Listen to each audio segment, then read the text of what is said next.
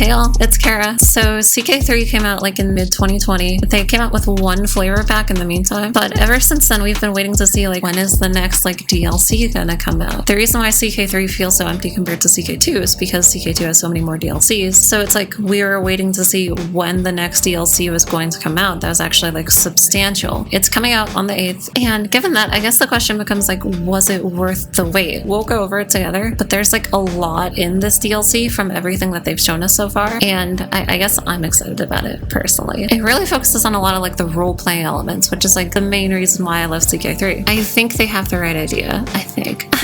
So let's go over what these features are. Now, one of the things they're adding is a coat of arms designer. How it works in CK3 at the moment is like when you're designing a character, you can kind of press like a randomize button in order to select like a random coat of arms, and like sometimes you have to press it like dozens of times to find one that's like bearable. This new system lets you make like a custom one for yourself. It's really cool, much more high quality than the one even in CK2. You can pick the background color, you can pick the layout of the emblems and the emblems themselves, and there's like over 1,000 emblem textures like currently in the game. Like look at this shit. There's like a color picker too, so you can pick like specifically which shade you want and basically just make it however you want. You don't have any restrictions on like the layout or the size or anything, and I know people are gonna take this and run with this. If I want to be my coat of arms, I can make it.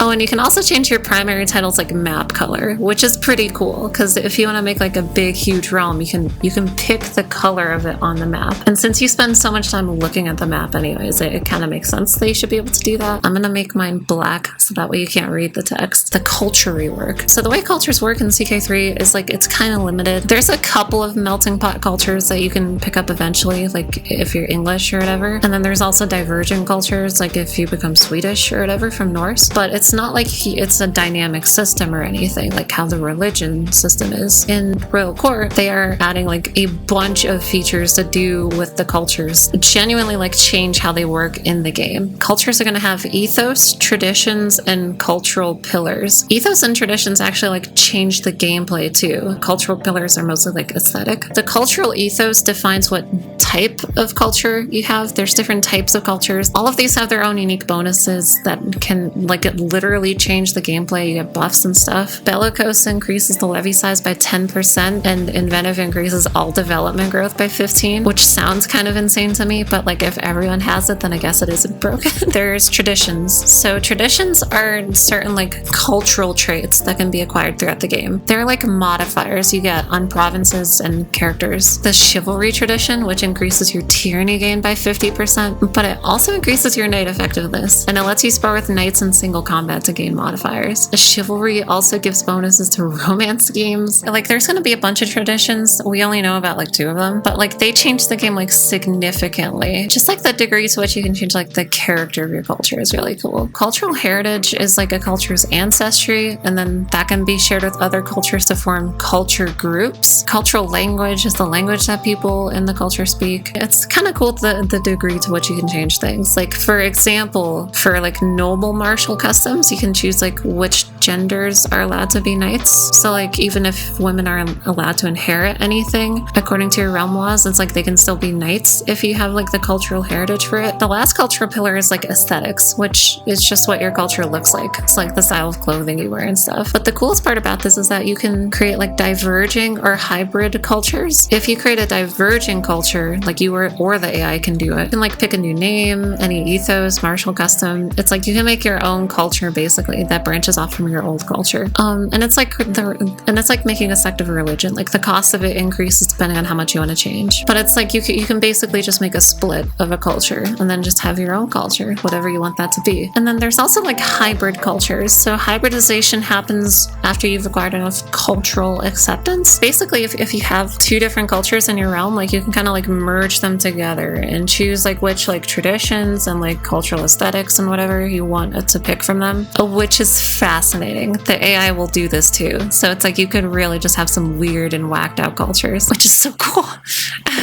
Finally, there's like the actual main thing, which is the royal court. Each kingdom in the game will have a court. It's like a 3D scene where it's like a diplomatic set piece. Each court will have like a required level of grandeur, depending on the realm size, and it'll provide buffs when you're over expectation and nerfs when you're under. It's like there's an expectation if you're a king to have a nice throne room, basically. Like if you have a bad table at your courtroom or whatever, like other people are gonna think less of you, which is pretty funny, but also true. So grandeur is like a new like currency in the game. It can be gained from like artifacts, court positions, and court amenities. So amenities, which include like fashion, food, lodgings, servants, they have a monthly upkeep and they have like bonuses tied to each of them. And grandeur has an equilibrium where it wants to be depending on the court amenities. There's also like different types of courts. Like you can have like a diplomatic court and a court lunage and stuff. And you also have a court language. So court language is like what the characters in your court speak. It's different from like what your culture speaks, just like how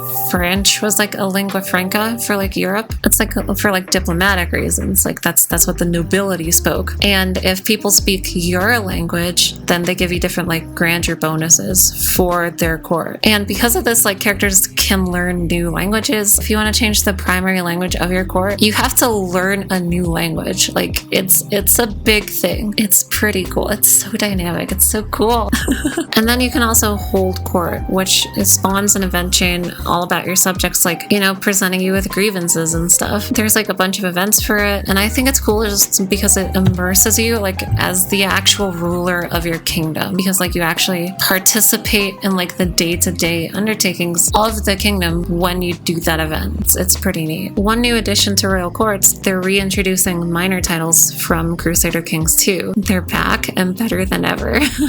So court positions aren't just like honorary titles that you kind of just give out to people to make them like you, like they were in CK2. They actually like cost a salary and they provide bonuses. They're professionals. Each character has like an aptitude for a specific position based on their skills and traits and stuff. And based on their aptitude, it gives bonuses to the court position. So some of these positions are like the food taster, bodyguard, the court physician, the court gardener, which requires cultural traditions to unlock, but still. Oh, and then they're bringing back the artifact system too, which it was like one of my favorite things of CK2. It's a little bit different in CK3. Like you don't just have it equipped in like an inventory. It's like you physically see them in that 3D court space. There is an inventory screen which lets you see like all of the slots you can equip. I mean, each artifact gives you certain bonuses.